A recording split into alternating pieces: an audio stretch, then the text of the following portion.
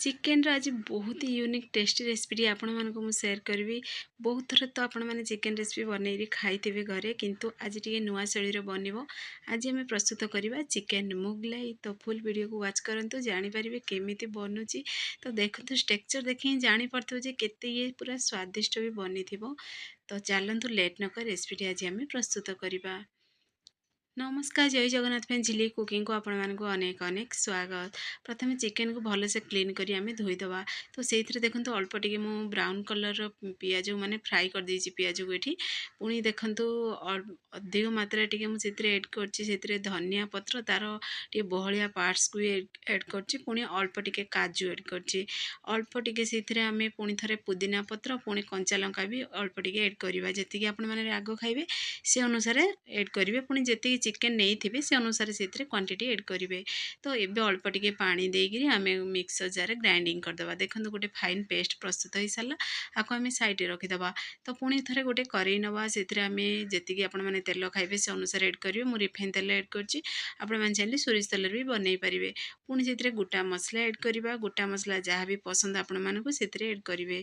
पुणी से ऐड करदे अदा रसुण पेस्ट से ऐड करवा 2 चामच बड़ 2 चामच ऐड करछि मुझे। तो एबे आमे भल से टिके आको मिक्स करदबा। अदा रसुण पेस्ट पूरा कंचा स्मेल गला पर्यंत टिके आमे भल से आको मिक्स करवा। तो अदा रसुण भल से कषि हो सारा पर आम से चिकेन को ऐड करदबा। यही समय गैस आंच पूरा हाई फ्लेम में रखी आपको आम चिकेन को पूरा व्हाइट कलर है पर्यंत कषा। तो ये भल से आपको टिके मिक्स करदबा जमी पूरा अदा रसुण पूरा फ्लेवर जमी चिकेन आमर ऐड हम। तो देखो यही प्रोसेस पर्यंत भल से पूरा माने हाई फ्लेम रे टिके कषिबे। देखो पूरा पूरी व्हाइट कलर हो सारा चिकेन गुड़ाक आमर। तो ये चलतु से किसी ऐड करवा। तो अल्प टिके प्रथमे आम दही ऐड करवा। तो भल से दही को मुझे खटा नथिबा दही नहीं भल से फेंटिकी दही को सब ऐड करेंगे। ना देखिए दही छिड़ी जीवार भी संभावना अच्छी। तो दही ऐड कर सारा पर भल से मिक्स करदे। जेहेतु देखो चिकेन भी पानी बाहरला पुणी से दही भी ऐड कले। तो दही चिकेन पानी देखो केते गुड़ा पूरा क्वांटिटी है।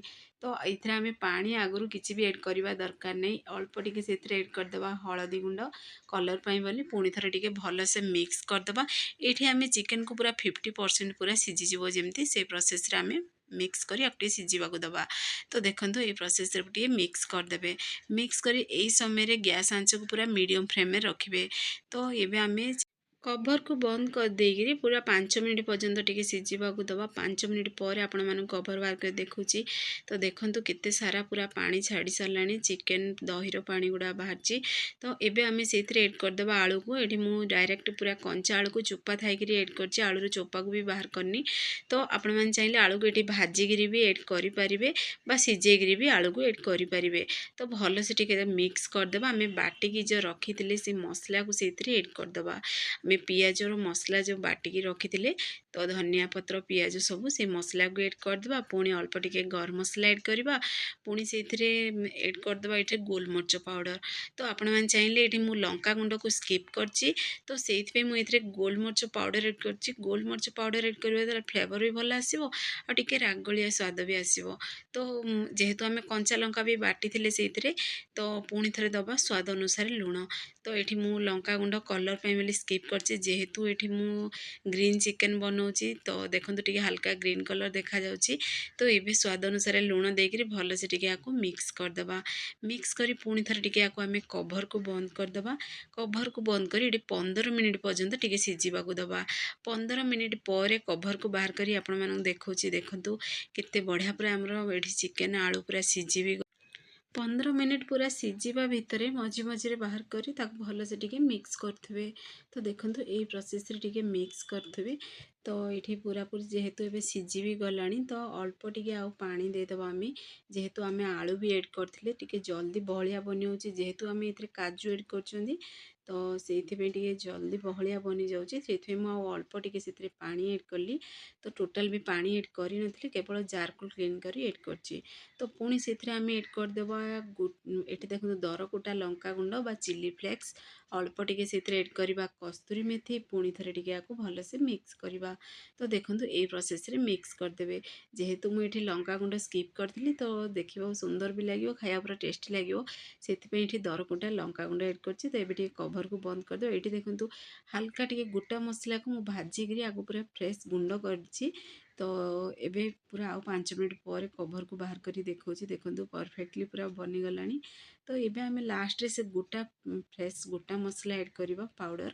तो आपण माने सब बेले देखिबे जदि फ्रेश जदि गोटा मसला उठी हल्का भाजी गिरी माने गुंड करी जदि ऐड करिवे ना बहुत बढ़िया पूरा टेस्ट आसीबो, तार फ्लेवर टा बहुत बढ़िया आसीबो।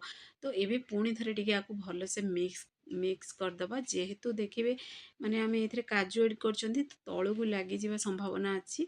तो मझी मझी टिके मिक्स करूथिबे। तो देखंतु फाइनली हमर रेसिपी बनी कि पूरा रेडी हे सलानी। पाखरु आपण मानको देखौछि, देखंतु केते सुंदर भी देखा होछि, हल्का ग्रीन कलर भी आछि। तो आमर chicken recipe green chicken recipe प्रस्तुत हो सारी। तो आपण मैंने घरे आको निश्चय ट्राए करंतु, देखिए पिलाटू बड़ समस्ते पसंद करेंगे। ऊपर आम अल्प टे धनिया पत्र एड करवा। पुणी थे कभर को बंद करदे 2-3 मिनिट 2-3 मिनिट पर कभर को बाहर कर गोटे बाउल को बाहर करी आपण मानक पाखरु देखई दूसरी। देखो टेक्सचर बहुत बढ़िया आसी। तो आपण मैंने घरे आको निश्चय ट्राए करंतु। वीडियो जदि फ्रेंड्स आपण मानक भल लागिवो ताहले सांग मानक शेयर करंतु, लाइक करंतु। चैनल जदि नुआ अच्छी चैनल को मोर सब्सक्राइब कर दियंतु, बेल आइकन क्लिक कर दियंतु, जहाँ फल रे मोर सब वीडियो नोटिफिकेशन प्रथमे आपण मानक पहुँचो। मुझे इजी इजी वीडियो नहीं आसबि, आपण मैंने देखिरी घरे आको निश्चय ट्राए करंतु। फेसबुक पेज देखुचंदी ताहले फेसबुक पेज मोर फॉलो करंतु। फाइनली आमर चिकेन रेसिपी प्रस्तुत हो सारी, मुगलाई चिकेन रेसिपी। तो केते सुंदर भी देखा जाउछि। आपण माने रोटी सहित खाआंतु कि भात सहित खाआंतु, देखिए बहुत बढ़िया लागिवो।